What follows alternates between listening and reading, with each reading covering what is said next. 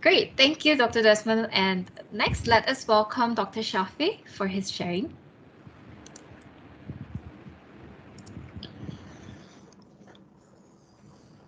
Okay, thank you, Denise and Ashwina, for inviting me for this forum. But let me say upfront that my presentation is quite different because I'm looking at it from an academic kind of perspective. So I'm not a practitioner like Denise. So please bear with me. Okay, so as you can see, the title of my presentation is iSinar, better or for worse, question mark.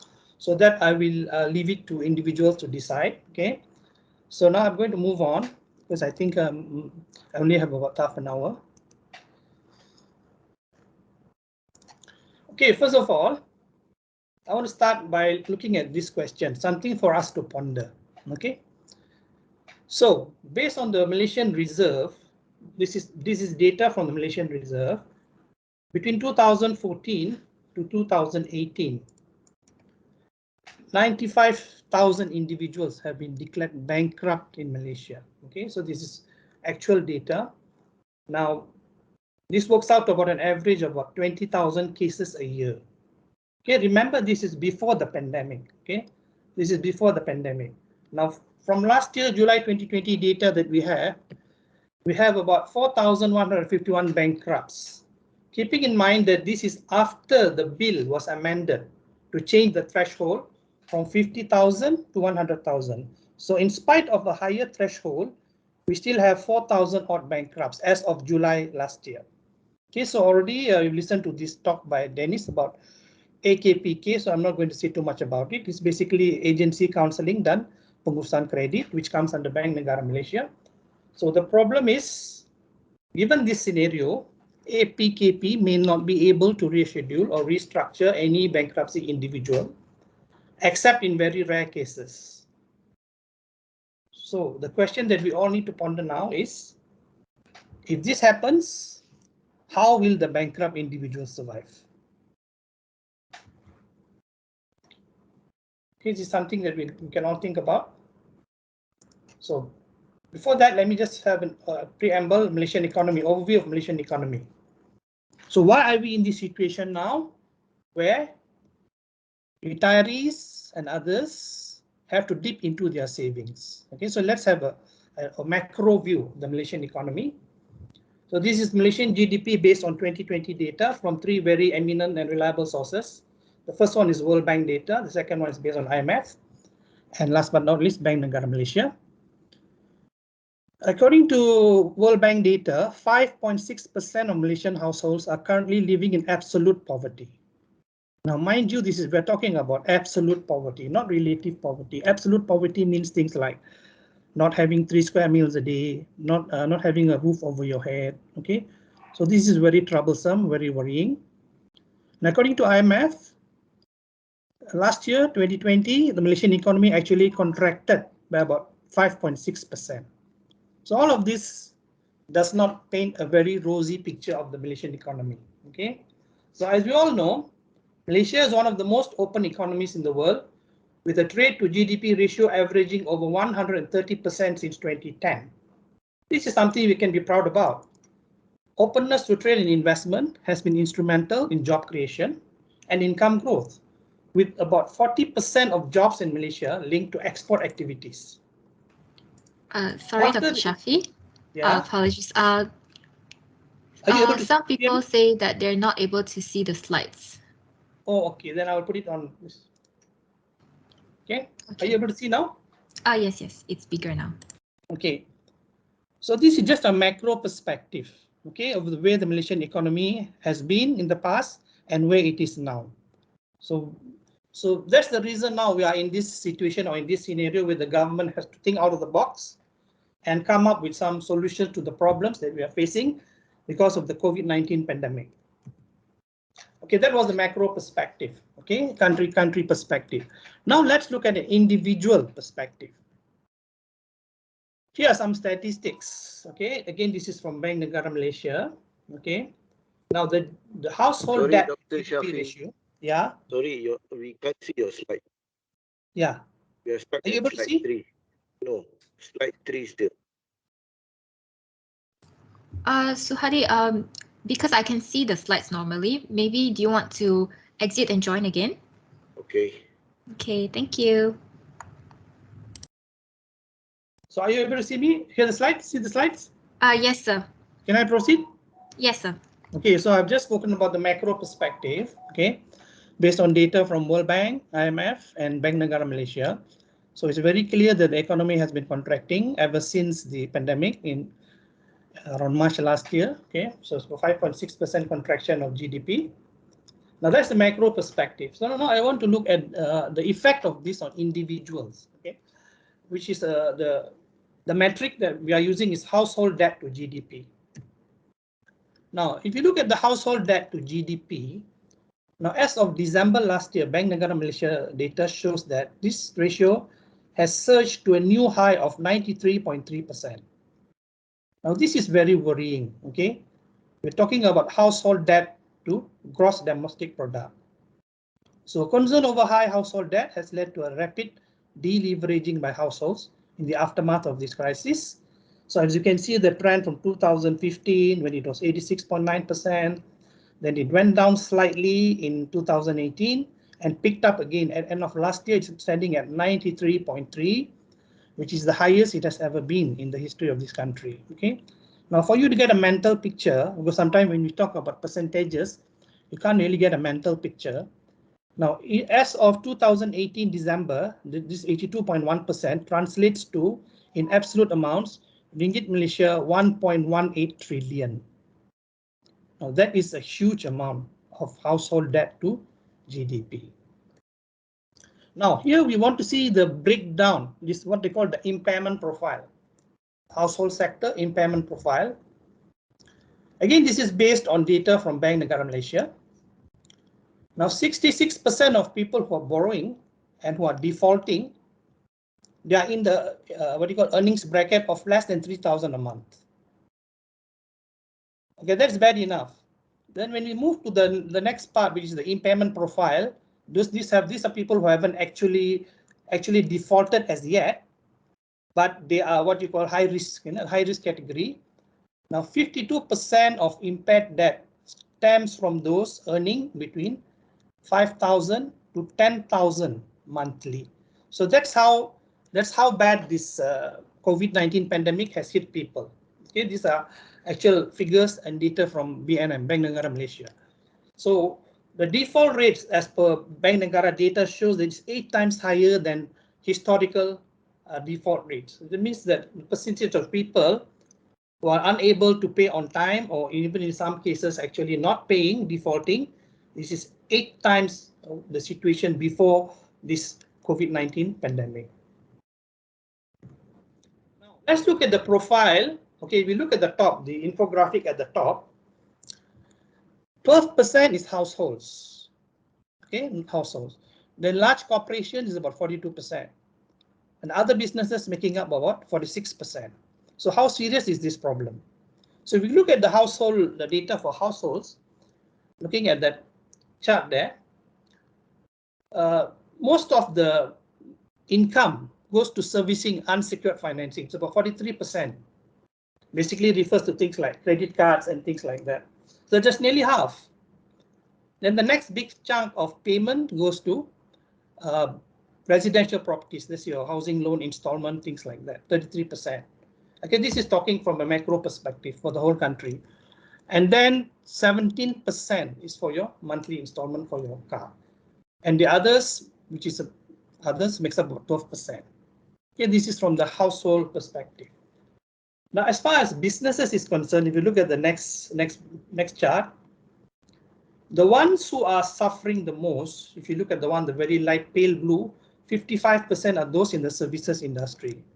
They've been very badly hit by this pandemic, followed by 22% in manufacturing, and mining and quarrying 12%, 6% construction, and 4% in agriculture. So the question is, how serious is this? Now, when we say how serious, what do we mean by this how serious? This looks at the ability of households to service their debt, where more and more households are experiencing financial difficulty to meet shortfalls in monthly cash flows. So I think there's no denying that this is a serious problem, okay, nationally as well as on individual level. The earlier speaker has spoken at length about this, and I think he's somebody who's very, very familiar. He's part of this scheme, what you call the agency counseling dan pengurusan kredit. So I'll just share some statistics, okay, so bear with me. This is an agency which comes under Bank Negara Malaysia. So agency counseling dan pengurusan kredit, AKPK. Now this data is from 2007 to 2013. Those who attended counseling, as you can see, the number has been started at 32,000 and reasonably constant until 2013. In total, about 229,000 people at the end of 2013. So after going for counseling, then the next step would be to partake in the what they call the debt management program. Okay, so after counseling, so if they're convinced that there's a benefit to participate in this debt management program conducted by managed by AKPK. So you can see the figures below. So in the first year, it was about 25%, then went up to 28%, 43%, 52%, and so on and so forth. So on average, over that time period, about 41% of those who attended counseling followed up by signing up for the DMP, Debt Management Program. So that was as of end of 2013. More recent data as of June last year, June 2020, more than 50,000 people attended this APKP counseling. So in total, from the 2007 figures until about June last year, I don't have the December figures here, it's about 1.08 million. But I think I heard Dennis just saying that as of the most recent, it's about 1.1 million people have attended APKP counseling. So after going for counseling, as I said, if they are convinced of the benefit of attending this debt management program, they will sign up for the debt management program, which is handled by AKPK. So last year, June, about 15,000 odd attended this debt management program. So in total, from 2007, I think the first time when records were kept, until 2020, we have about 322,000 odd people who have signed up for this debt management program. Now, as part of this counseling and follow-up, of course, they have conducted a survey. Okay, they conducted a survey. APKP has conducted a survey. And the findings of their survey shows that these are some of the reasons why people come to this agency for help. Okay, the main contributor is poor financial planning. So this is one of the main reasons why they go to APKP for help. High cost of living, 34.7%. In some instances, it's because of their failure of their business, or business has slowed down as a result of the COVID-19 pandemic. This group was about 13%. The next group was loss of a breadwinner, the main breadwinner in the family, either by death or whatever it was, loss of income, 8.89%. High medical expenses, 6%, and other reasons, 1%. Okay, so for all these reasons, for a variety of reasons, people have had to resort to AKPK for help with counseling in the first instance, and then if they feel they need to go further, they sign up for the debt management program. So as you can see, the percentages have been somewhat rising, okay, from 25% when this thing was first started to about the latest figure is about 40-odd%. Okay.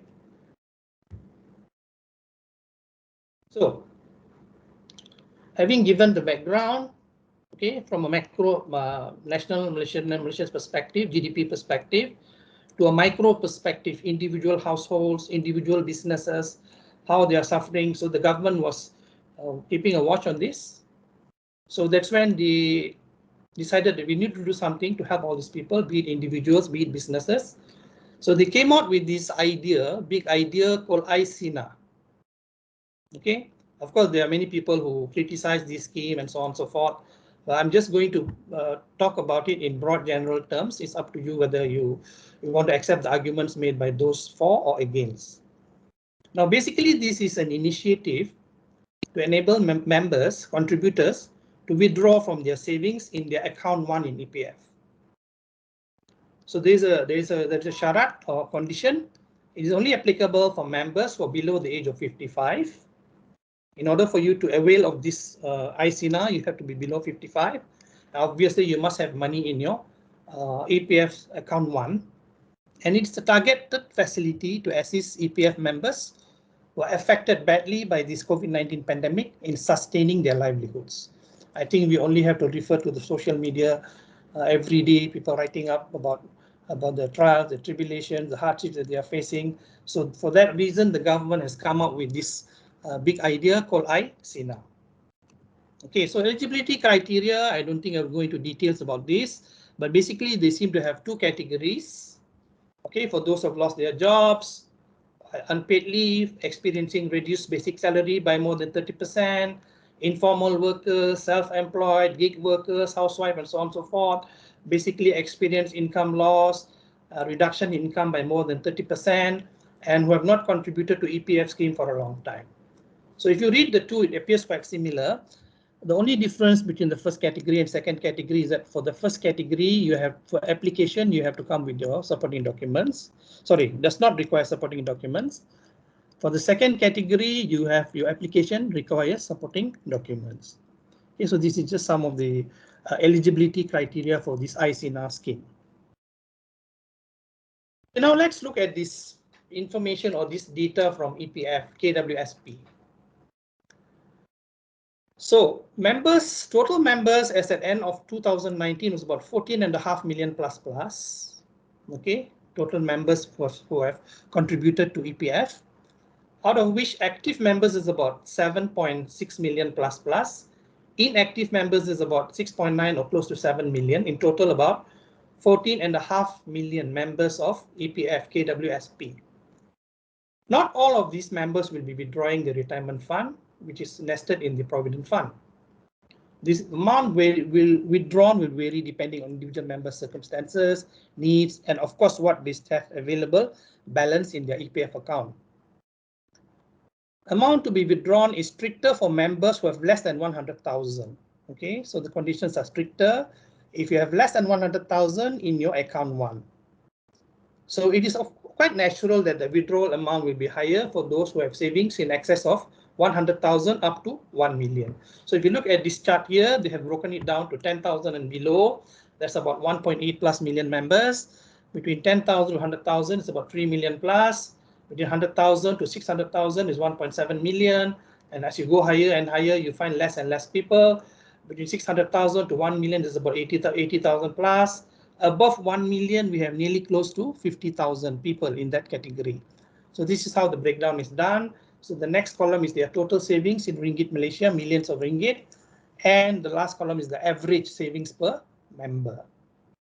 Now, obviously, if you look at members who have more than 1 million, that is that nearly 50,000 people, okay, they are not likely to withdraw, okay. And if they do, probability is rather low because they already have the flexibility. They can withdraw under the category called withdrawal of savings in excess of 1 million. This is a separate category. So they don't have to avail themselves of this iSinar facility. Okay, also, if you look at this table here, this inactive members is something like nearly 7 million. Unfortunately, at the moment, we don't have the data from EPF regarding the breakdown of these members. Therefore, it's lumped together as one figure. Unlike for the active members, they have the breakdown based on the what do you call the bar, income bar, okay, based on their investment, based on their contribution. So these are potential iSinar withdrawals, not actual but potential. Now looking at active members, again here we have three categories: probability of withdrawal, okay, account one, withdrawal, total withdrawal. Okay, so table 2, which is what we have now on the screen, provides the residual balance under account 1, as this account is typically about 70% of total member savings. So in EPF, for those who are familiar, we have an account 1 and account 2. So for most members, about 70% of their savings is typically under account 1.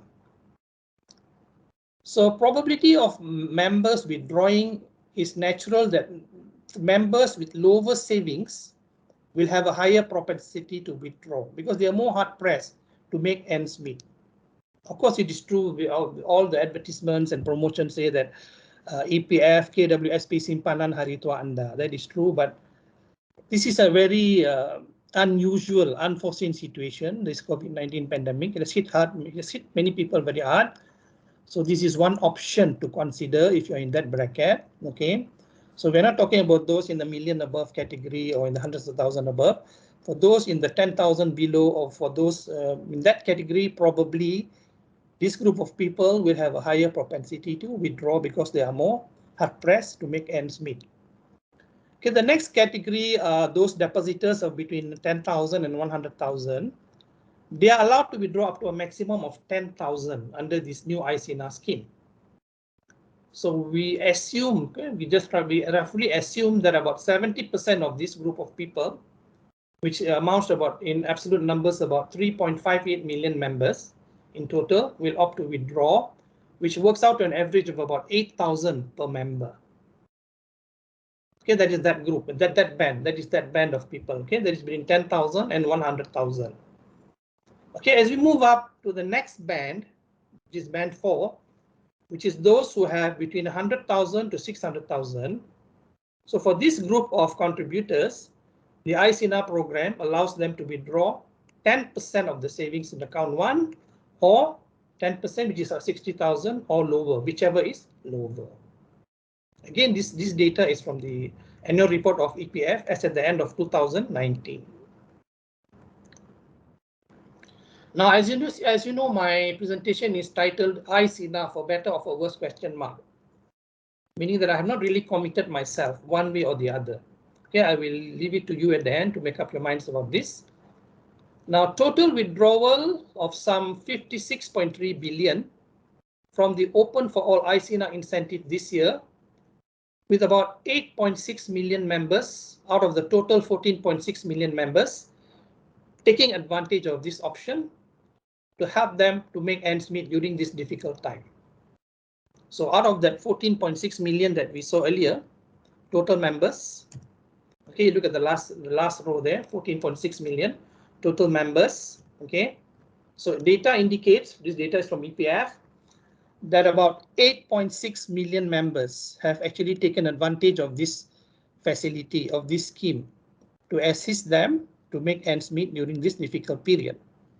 So on average, this withdrawal per member works out to be about 6,500 plus per member, which is actually about 16.5% lower than the current average of 7,850 per member under the stricter conditions of iSinar withdrawal. So now I want to summarize, okay, after I have shared all the data with you. Okay, whether, I pose the question above, should you withdraw money from your EPF under the iSinar facility? So first thing I want to say up front is that this is a helpful initiative by the government to aid Malaysians, especially those who were made unemployed or those who have experienced a pay cut. Now, this subject has been under much scrutiny from various parties. A lot of people have jumped on this bandwagon and made all sorts of comments, some for, some against, including think tanks, financial councils, even EPF themselves. Now, without proper guideline on the risks and opportunities, this is where people like probably Desmond will come in and be able to give better advice, because he is a professional and he advises people. However, as far as EPF is concerned, they have not really stick their neck out regarding this matter. So they leave it to individuals to decide for themselves. So what happens is that it may not be entirely clear to the public if withdrawing this cash is a wise or strategic move. Because if you remember what is the rationale for this EPF, if you recall all the advertisements on TV and other media, they always say simpanan hari tua Anda. So because this money was meant or is meant to be a retirement fund once you're no longer able to sustain yourself via a paying job. Now, another thing to keep in mind, probably many people don't realize that, okay, EPF is actually a relatively stable vehicle, okay, to keep your cash for the long term. If you didn't already know, they are required by law to pay yearly dividends of at least 2.5% to the members. So that is, of course, the baseline, the minimum that they're required to pay. So if you don't really need to take it out, and if there are no viable alternatives in the market given the economic downturn, then basically what this statement says is that you might as well just keep it there. Okay, at least you're guaranteed a return of 2.5%.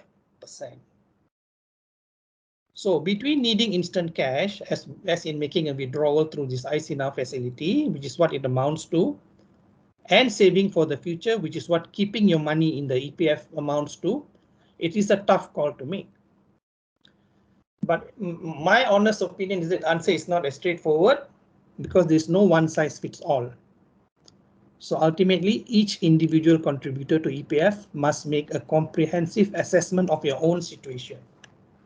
Okay, as Dennis has explained just now, has given you some charts, some formulas, and some, for you to decide for yourself, some ratios when you decide to take out or not to take out.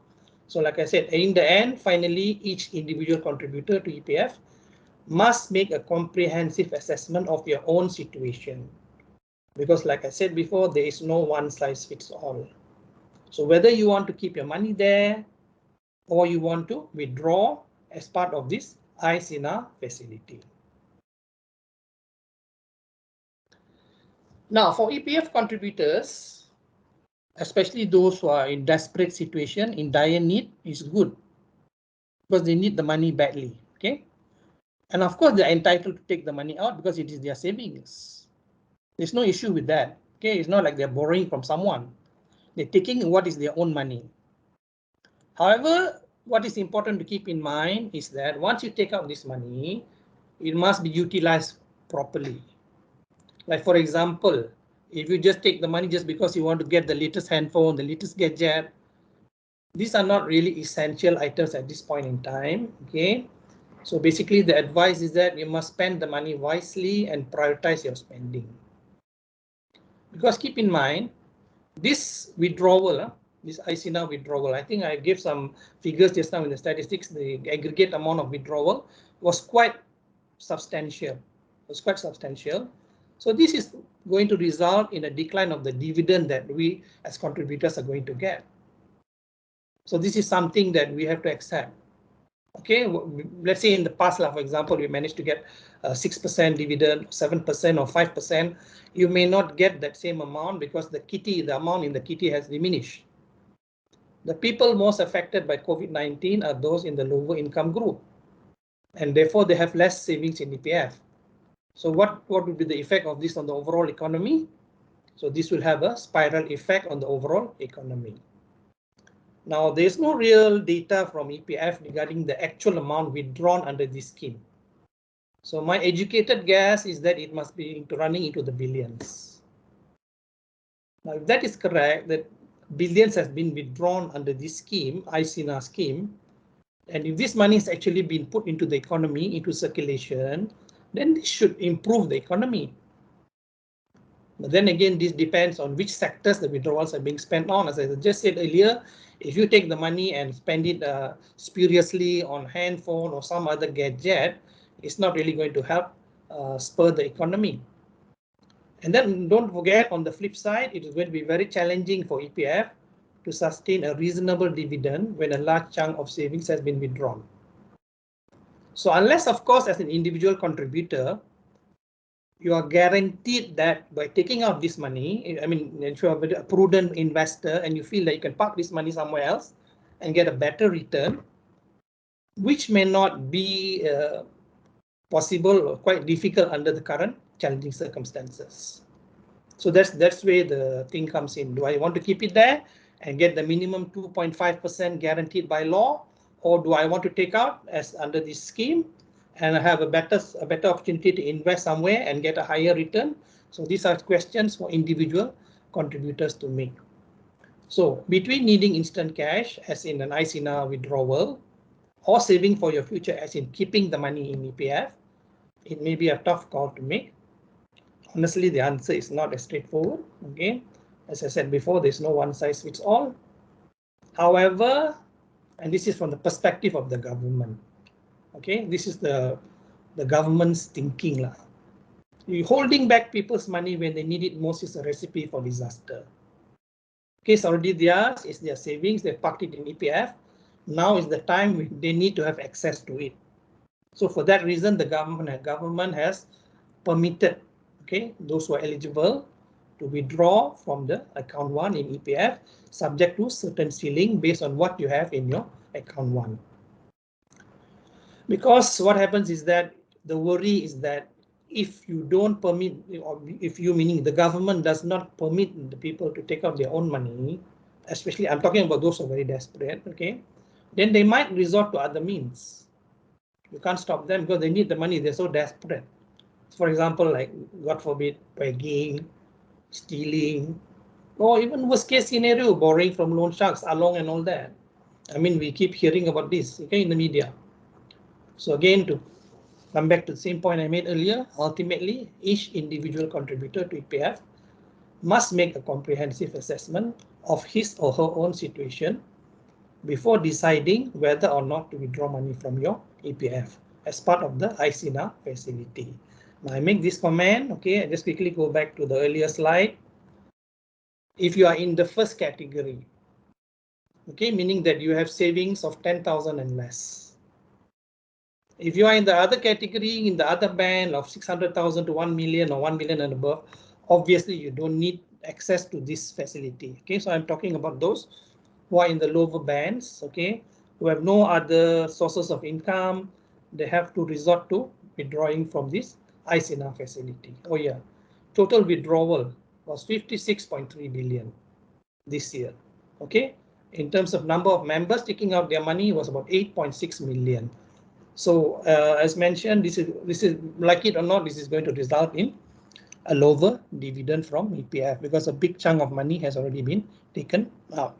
But can't be helped because given the adverse situation the country is facing right now, a lot of people, especially those daily wage earners, those doing business, stall business, those doing gig business, and Grab and all this kind of thing, they probably need access to these funds. Okay, something to tide them over difficult time.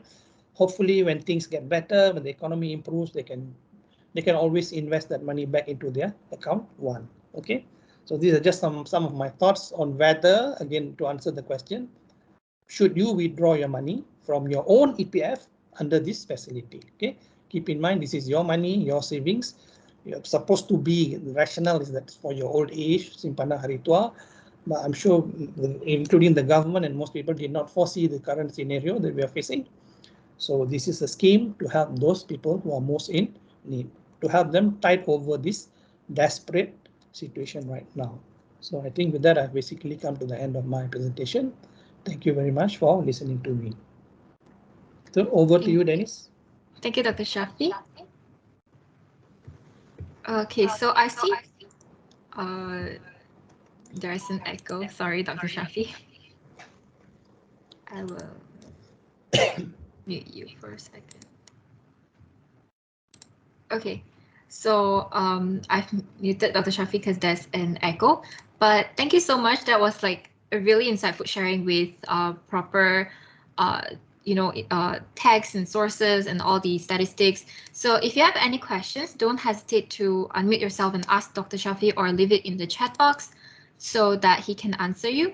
So I can see Tan Jiawei raising their hand. So if you have questions, feel free to unmute yourself.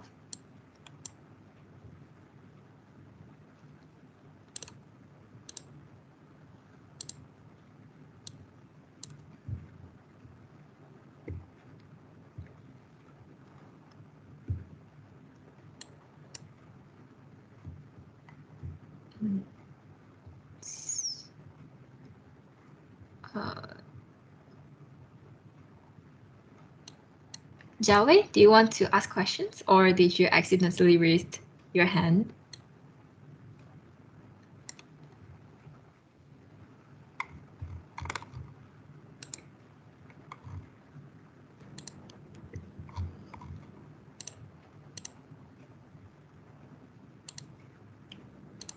Yeah, maybe I'll just add on to what I said earlier, at the risk of repeating myself. The government did not take this decision lightly. Given that this EPF and KWSP is, as they say in Malay, simpanan hari tua Anda. Okay, so it's not a decision that the government made lightly. After considering all the various options, okay, this is one of the sources that individual contributors have access to. Like I said, it's their money.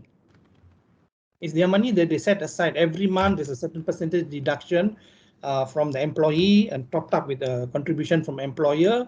It has been parked in EPF for a long time. Of course, over the years, people have been complaining the dividend is not good and this and that. Okay, they were looking at various options, take out this money, invest in unit trust, invest here, invest there. That was the norm before this COVID. Okay, that was the norm. A lot of people used to take money out from EPF. I know my friends as well. They used to say things like, oh, they're giving very low return. The dividend seems to be declining year on year. Should I still keep my money in EPF? So they make considered judgments. Okay, they look at return from other investment sources like unit trust and fixed deposit and other things, and then they make a considered judgment. Okay, that was under the normal scenario. But now we are not in a normal scenario. We are in this pandemic scenario. Some of us are lucky. Okay, we have jobs, we have regular income, we have monthly salary, we have savings. But don't forget, there's a large chunk of Malaysians out there who are, sorry to say, use this expression, living from hand to mouth. They are struggling. They're doing all kinds of jobs to survive, to support themselves, you know. So this is one of the options they can consider. Okay, taking out money, especially if they are from account one, subject to meeting the requirements, you know, which is you got to have a certain amount of money, cannot take more than 70% of whatever you have, and so on and so forth. So I look at it as a gesture from the government to help these people, who have desperate need of some money to tide over these difficult times. And let's all pray and hope that this will not be around for too long. Okay, we will get back to being normal again, so that people can start working, can start earning, can start contributing to EPF. Okay, so what I want to say is that this is just a one-off scheme by the government to help those people who are most in need. Because if we looked at the earlier income brackets, those 600,000 to 1 million, 1 million above, obviously they're not going to avail themselves of this facility. Okay, this facility is for those lower income people, okay, those who don't have a regular income, those who are daily paid and all that kind of stuff, to have something to tide them over. Okay, it's better than nothing. And of course, they can always argue that it's my money, I need to use it now. If you don't give me access to it, then you're going to force me to go to Along or go to some other sources and make my life even more difficult. Okay, so I look at it from that perspective. Okay, thank you. Yeah, thank you, Dr. Shafi. Dr. Desmond? Okay, I just want to say thank you to Dennis and Ashwina and the rest of the committee, APKP Tailors Club, for organizing this webinar. It was very informative, especially a lot of things that Desmond has shared with us from a practitioner's perspective. It was very insightful even for me as well. So thank you so much.